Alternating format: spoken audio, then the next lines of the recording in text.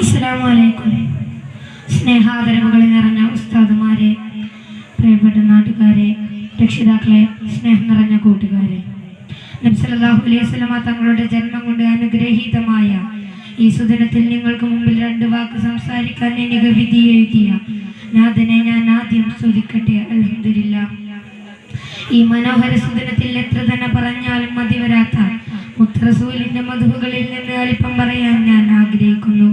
നാഥൻ തൗഫീഖ് നൽകുമാറാകട്ടെ. ആമീൻ. സൂര്യനും ചന്ദ്രനും കോടാനുകോടി നക്ഷത്രങ്ങളും ഗ്രഹങ്ങളും ഉപഗ്രഹങ്ങളും അടങ്ങുന്ന ഈ മനോഹരമായ ലോകം പടക്കാൻ കാരണം അഷ്റഫുൽ ത്വാഹ മുസ്തഫ സല്ലല്ലാഹു അലൈഹി വസല്ലമ തങ്ങൾ മാത്രമാണ്. പിന്നെ എങ്ങനെയാണ് നമുക്ക് ആ മുത്തറസൂലിനെ സ്നേഹിക്കാതെയും ചര്യകൾ പിൻപറ്റാതെയും മുന്നോട്ട് ജീവിക്കാൻ സാധിക്കുക? കാരണം എന്നെയും എന്റെ മുമ്പിലിരിക്കുന്ന നിങ്ങളെയും ഈ ലോകത്തുള്ള സർവ്വജാലങ്ങളെയും പഠിക്കാൻ കാരണം ആ മുത്തറസൂലാണ്. അള്ളാഹു നമ്മെ പഠിപ്പിക്കുന്നു, നബിയെ, അങ്ങില്ലായിരുന്നുവെങ്കിൽ നാം ഈ ലോകം തന്നെ സൃഷ്ടിക്കുകയില്ലായിരുന്നു എന്നാണ്. ലോകത്തോട് വിട പറയാൻ കിടക്കുന്ന സമയത്ത് പോലും ഉമ്മത്തി ഉമ്മത്തി എന്ന് മന്ത്രിച്ചു പറഞ്ഞ ആ പുണ്യപ്രവാചകനെ സ്നേഹിക്കൽ നാം ഓരോരുത്തരെയും ബാധ്യസ്ഥതയാണ്.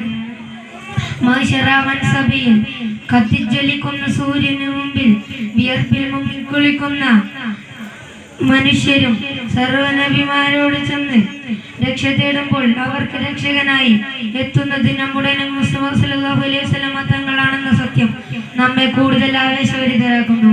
സ്വഹാബികൾക്ക് നബിയോടുണ്ടായിരുന്ന സ്നേഹം അതിലില്ലാത്തതായിരുന്നു. നബി സല്ലല്ലാഹു അലൈഹി വസല്ലമ തങ്ങൾ പറഞ്ഞാൽ രണ്ടാമതൊന്നും ആലോചിക്കാതെ ഉടനെ ചെയ്യുക എന്നതായിരുന്നു അവരുടെ ശൈലി.